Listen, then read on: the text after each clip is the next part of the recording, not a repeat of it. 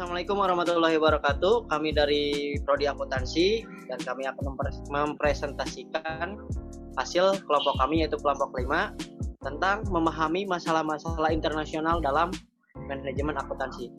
Adapun dari kelompok kami ada Andika Bagasukma, Hadiah Nur Muhammad, Hendy Wahyu Purnomo, Rijal Komarujaman, dan Rijal Fatur Rahman. Untuk selanjutnya kita mulai ke pembahasan. Pembahasan pertama yaitu pembahasan materi. Ini ada 5 poin. Yang pertama, sejarah moneter internasional. Yang kedua, lingkungan bisnis global. Ketiga, hedging, arbitrasi dan spekulasi. Yang keempat, mekanisme penentuan kurs. Yang kelima, neraca pembayaran. Lalu di slide berikutnya, sejarah moneter internasional. Saya bacakan dari PPT di sini. Berdasarkan perkembangan sistem moneter internasional sebagai sebuah struktur, instrumen institusi, dan perjanjian yang menentukan nilai tukar atau kurs mata uang dari berbagai negara di dunia, termasuk penyesuaian aliran modal, perdagangan internasional, dan neraca pembayaran pada pertemuan internasional.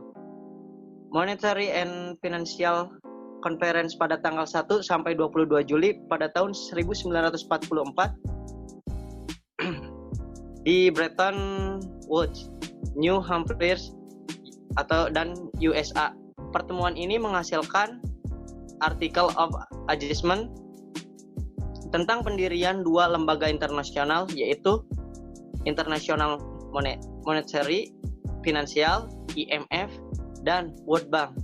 Lalu tujuannya sendiri didirikannya IMF adalah untuk meningkatkan bisnis internasional agar dapat meningkatkan pembangunan, pertumbuhan ekonomi, dan kesejahteraan masyarakat di negara anggota IMF. Sedangkan tujuan pendirian World Bank adalah untuk memberikan pinjaman dengan tingkat bunga relatif rendah kepada berbagai negara untuk mendorong pertumbuhan pembangunan ekonomi dengan tetap berlandaskan pada profit oriented. Lalu di slide berikutnya, lingkungan bisnis global. Menjalankan bisnis dalam sebuah lingkungan global mengharuskan manajemen mengubah perspektifnya. Terdapat aspek-aspek bisnis yang tetap sama, tetapi ada juga yang cukup berbeda. Perusahaan yang menjalankan usahanya di negara asal dan negara lain mungkin menemukan bahwa praktik-praktik kredit yang berjalan baik di negara asal ternyata bermasalah di negara lain. Bisnis membutuhkan akuntan manajemen untuk menangani masalah keuangan dan bisnis, pelatihan yang baik, pendidikan, dan tetap mengikuti perubahan yang terjadi merupakan hal-hal penting bagi seluruh akuntan. Untuk selanjutnya, saya serahkan ke rekan saya, Rijal Fatur Rahman. Ya, baik. Selanjutnya saya akan menjelaskan dari selanjutnya yaitu ada tingkat keterlibatan dalam perdagangan internasional. Perusahaan multinasional atau multinational corporation (MNC) adalah perusahaan yang menjalankan bisnis di lebih dari satu negara dalam suatu volume di mana kesehatan perusahaan dan pertumbuhannya bergantung pada lebih dari satu negara. Impor dan ekspor, bentuk yang cukup sederhana dari keterlibatan multinasional adalah kegiatan ekspor dan impor. Suatu perusahaan dapat mengimpor berbagai komponen untuk produksi. Suatu perusahaan juga dapat mengekspor produk-produk jadi ke negara-negara asing. Transaksi-transaksi seperti pada impor dan ekspor bersifat sederhana, tetapi juga dapat menciptakan berbagai risiko dan peluang baru bagi perusahaan. Selanjutnya itu ada faktor-faktor pendidikan. Yang pertama ada tingkat kemampuan baca tulis. Yang kedua mencakup dan cangkupan dan jenjang pendidikan formal serta sistem pelatihan. Ketiga cangkupan dan jenjang pelatihan teknis. Dan yang keempat ada cangkupan dan bentuk program pengembangan manajemen. Selanjutnya ada faktor-faktor sosiologis. Yang pertama sikap sosial terhadap industri dan bisnis. Yang kedua sikap budaya terhadap otoritas dan orang-orang yang menjadi bawahan. Yang ketiga, sikap budaya terhadap produktivitas dan keberhasilan atau etika kerja. Yang keempat, sikap sosial terhadap peningkatan material. Dan terakhir yang kelima, keragaman budaya dan ras. Selanjutnya ada etika dalam lingkungan internasional. Etika bisnis dapat menyebabkan permasalahan dalam konteks satu negara. Namun, etika bisnis dalam konteks global dapat menyebabkan masalah yang jauh lebih besar. Beberapa penelitian menunjukkan umat manusia sungguhnya memiliki dasar-dasar etika. Namun, terdapat beberapa prasyarat untuk membentukkan lingkungan bisnis yang beretika. Di antaranya stabilitas kemasyarakatan, legitimasi, dan akuntabilitas pemerintah. Legitimasi terhadap pemilikan pribadi dan kemakmuran personal. Kepercayaan atas kepemilikan seorang dan masa depan masyarakat, kepercayaan atas kemampuan untuk memberikan keluarga seorang, serta pemahaman terhadap bagaimana sistem bekerja dan bagaimana berpartisipasi. Selanjutnya akan dijelaskan oleh rekan saya. Silakan. Baik, selanjutnya adalah hedging, arbitrasi, dan spekulasi. Hedging atau lindung nilai. Dengan istilah hedging atau lindung nilai, yang kami maksud di sini adalah teknik mengelola risiko harga. Ini digunakan untuk meminimalkan atau menghilangkan kemungkinan kerugian besar atau keuntungan karena pergerakan harga aset dasar, yaitu komoditas atau instrumen keuangan yang diderita oleh seorang investor. Ini hanya dimungkinkan dengan memegang posisi yang berlawanan di dua pasar yang berbeda untuk mengimbangi risiko kerugian. Oleh karena itu, jika ada kerugian atau keuntungan dalam posisi tunai karena fluktuasi harga, itu dapat diimbangi oleh pergerakan harga dari posisi berjangka. Selanjutnya adalah arbitrase. Arbitrase yang dalam dunia ekonomi dan keuangan yang dimaksud adalah praktik memperoleh keuntungan dari perbedaan harga yang terjadi di antara dua pasar keuangan. Arbitrase ini merupakan suatu kombinasi penyesuaian transaksi atas dua pasar keuangan, di mana keuntungan yang diperoleh adalah berasal dari selisih antara harga pasar yang satu dengan yang lainnya. Seorang yang melakukan arbitrase disebut arbitraser, atau dalam istilah asing disebut juga arbitrager. Istilah ini utamanya digunakan dalam perdagangan instrumen keuangan seperti obligasi, saham, derivatif, komoditi, dan mata uang. Selanjutnya adalah spekulasi. Spekulasi di sini mengacu pada proses pembelian dan penjualan aset yang mengandung risiko yang besar, dengan harapan menghasilkan pengembalian yang baik dari perubahan tingkat harga yang diantisipasi. Dalam upaya untuk menghasilkan keuntungan besar, spekulan mencari peluang di mana mereka dapat memanfaatkan fluktuasi harga aset keuangan. Aset dapat berupa saham, obligasi, komoditas, mata uang, derivatif, dan barang-barang yang dapat diperdagangkan lainnya. Mereka tidak memperdagangkan investasi apapun secara acak, melainkan mengambil risiko yang dihitung dan dianalisis. Risiko dapat mengakibatkan hilangnya pengeluaran awal dalam kontrak berjangka ataupun dapat berubah menjadi imbalan. Baik, selanjutnya akan dijelaskan oleh Saudara Andika. Oke, baik. Saya akan membahas tentang mekanisme penentuan kurs. Pada sistem moneter internasional, mekanisme penentuan kurs dapat diklasifikasikan menjadi beberapa kelompok, yaitu yang pertama ada sistem kurs mengambang atau berubah, atau dalam bahasa istilah floating exchange rate system. Floating exchange rate adalah sistem penetapan kurs melalui mekanisme kekuatan, permintaan, dan penawaran yang terjadi di pasar valuta asing.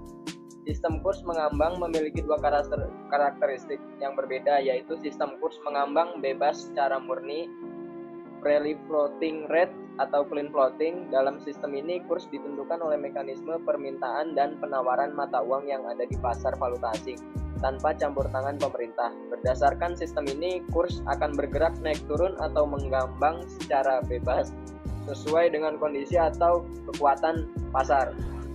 Sistem kurs mengambang terkendali manage float dirty float. Dalam sistem ini penentuan kurs di pasar valuta asing dengan intervensi atau campur tangan pemerintah. Pemerintah mempengaruhi kekuatan pasar dengan berbagai kebijakan di bidang moneter, fiskal, dan perdagangan luar negeri. Yang kedua, sistem kurs stabil atau stabil fixed exchange rate system, tetap fixed pegged, digunakan pemerintah atau dalam kurung bank sentral untuk menetapkan nilai tukar resmi, di mana harga ditentukan terhadap mata uang utama dunia, biasanya terhadap dolar Amerika Serikat, tetapi juga dilakukan terhadap mata uang utama lainnya seperti euro, yen, dan mata uang lainnya. Untuk mempertahankan nilai tukar yang lokal, maka bank sentral masuk ke pasar valuta asing untuk membeli dan menjual mata uangnya sendiri untuk menstabilkan nilainya sesuai dengan nilai yang ditetapkan. Yang ketiga, sistem kurs terkait pegged exchange rate system. Sistem kurs ini ditetapkan dengan cara mengkaitkan nilai tukar mata uang suatu negara dengan mata uang negara lain atau sejumlah mata uang tertentu. Nilai tukar mata uang bergerak mengikuti perubahan nilai mata uang negara yang ditambahnya. Yang selanjutnya ada neraca pembayaran. Neraca pembayaran internasional atau balance of payment adalah suatu catatan sistematis tentang seluruh transaksi ekonomi antara penduduk suatu negara dengan negara lainnya pada periode waktu tertentu. Biasanya 1 bulan. Pengertian penduduk di dalam suatu neraca pembayaran internasional meliputi orang perorangan, badan hukum, dan pemerintah. Selanjutnya akan dibacakan oleh Rizal Komaruzaman. Terima kasih rekan saya Dika. Di sini saya akan membacakan sistem pencatatan pada neraca pembayaran. Yang pertama ada debit, bertambahnya kewajiban atau utang penduduk suatu negara untuk melakukan pembayaran terhadap penduduk negara lain. Contoh, barang atau jasa yang diterima dari luar negeri atau impor, pembayaran bunga dan denda, pemberian hadiah dan uang kepada penduduk negara lain, penduduk yang menabung uang di luar negeri, pembelian valuta asing, investasi jangka panjang atau pendek yang ditanamkan di negara lain. Lalu yang kedua di sini ada kredit, bertambahnya hak penduduk di suatu negara untuk menerima pembayaran dari penduduk negara lain. Contoh, barang atau jasa yang disalurkan ke luar negeri atau ekspor. Penerimaan jasa dari negara lain, penerimaan bunga dan dividen, penerimaan hadiah dan uang dari negara lain, penduduk negara lain yang menabung uang di dalam negeri, penjualan valuta asing, investasi jangka panjang atau pendek yang ditanamkan penduduk dari negara lain. Lalu di sini ada komponen transaksi. Komponen transaksi yaitu merupakan salah satu komponen dalam neraca pembayaran internasional. Berikut komponen utama neraca pembayaran internasional yang harus kalian ketahui. Yang pertama di sini ada neraca berjalan atau current account. Neraca perdagangan mencatat transaksi ekspor dan impor di antara dua negara atau lebih.